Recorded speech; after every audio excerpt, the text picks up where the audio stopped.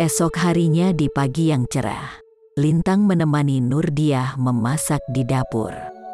Sementara, Johnson dan Aditya duduk di teras bersama kedua orang tua pemilik rumah.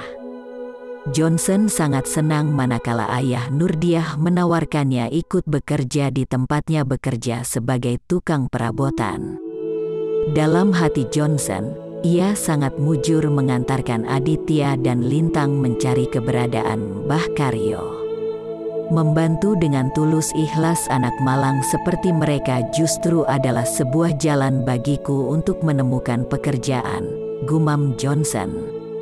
Aditya juga menerima tawaran ibu pemilik rumah untuk menjajakan kue buatannya esok lusa nanti dengan menaiki sepeda. Wajah Aditya berseri-seri membersihkan sepeda yang akan ia pakai. Ia membuka bajunya dan memandikan sepeda tersebut. Johnson menyarankan Aditya untuk memberi pelumas pada rantai sepeda. Sambil bersiul Aditya juga menyikat jari-jari sepeda sampai kinclong. "Kenapa perutmu, Dit?" tanya ibu. Johnson yang menceritakan apa yang telah menimpa sahabatnya Aditya. Ayah dan ibu Nurdiah pun terenyuh dipenuhi rasa iba. Aditya berkutat mengurusi sepeda sembari bersiul mengikuti nyanyian yang diperdengarkan tape recorder tetangga pemilik warung kelontong. Lagu "Genjer-Genjer" berhasil menggoda Aditya untuk meliupkan tubuhnya. Ia menari menirukan tarian ibunya yang pernah ia saksikan dulu. Ibu Aditya pandai menari dan aktif di sanggar tari bersama teman-temannya tukang jahit. Sekali seminggu sepulang bekerja, ibu Aditya pergi ke sanggar dengan membawa ketiga anaknya. Tempat itu sangat terpencil di balik sawah Pak Nazar. Sekitar setengah jam naik sepeda jauhnya. Aditya senang diajak ke sanggar meskipun harus bekerja keras menjaga kedua adiknya yang kembar. Aditya sering dibelikan jajanan oleh teman-teman ibunya. Aditya juga sering mencuri-curi kesempatan untuk menaiki sepeda ibunya. 2 kali Aditya tercebur ke kali dan beberapa kali ke empang warga. Aditya tersenyum mengingat salah satu peristiwa ketika ia jatuh naik sepeda. Ia menabrak bilik bambu tempat orang buang hajat di kali. Peristiwa itu justru menggegerkan warga setempat karena mengungkap hubungan 2 insan sedang kasmaran. Sebulan kemudian, kedua insan itu dinikahkan. Nurdiah menyuguhkan minuman kepada tamunya di teras. Beberapa potong kudapan buatan ibunya diantarkan Lintang ke sana. Johnson sedang memperbaiki talang air di dapur walau tak diminta oleh pemilik rumah. Aditya masih mengingat-ingat jalan yang pernah ia lalui bersama ibunya dulu. Tidak banyak berubah. Jalannya sudah lebih baik untuk dilalui dengan sepeda. Jamban yang dulu berjejer di pinggir kali sudah tidak ada lagi. Meremang bulu kuduk Aditya melintas di dekat tempat ibunya biasa berlatih menari. Peristiwa di sanggar malam itu membuat Aditya bertambah lelah mengayuh sepedanya. Ia menuntun sepedanya lalu berhenti di sebuah kedai. Dulu ia sering membeli tapai ketan hitam di sini. Kali ini ia menitipkan kue buatan emak, panggilan baru untuk ibunya Nurdiah. Setelah dari sana, Aditya masih harus mengayuh sepedanya ke 3 tempat lagi.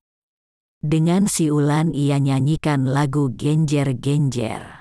Nyanyian itu diulang-ulang belasan kali bahkan puluhan kali hingga berakhir di halaman rumah Nurdiah. Nurdiah dan tamunya masih ngobrol di teras. Dari cara mereka berbicara, kelihatannya mereka sedang mendiskusikan hal yang sangat serius. Aditya langsung menuju dapur untuk menemui emak. "Lintang di mana, Mak?"